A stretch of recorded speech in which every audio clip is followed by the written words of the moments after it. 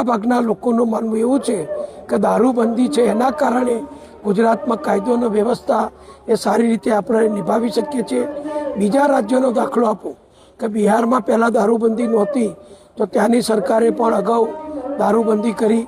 બીજા ઘણા રાજ્યોએ પણ દારૂબંધી સ્વીકારી છે. એટલે દારૂબંધી જતી કરવાથી, છૂટ આપવાથી ફક્ત સરકારના આવક થાય છે. હું નાણામંત્રી વર્ષો સુધી રહ્યો છું.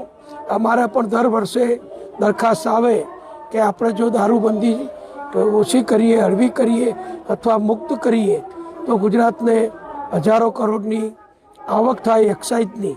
પણ એ આપણે હંમેશા એ આવકની સામે નથી જોયું, પણ ગુજરાતની સલામતી, ગુજરાતની સામાજિક સમરસતા અને ખાસ કરીને આપણા દીકરાઓ એ વ્યસનના રવાડે ના ચડે એનું ધ્યાન સામાજિક સમીકરણોથી ગુજરાત સરકારે રાખ્યું છે.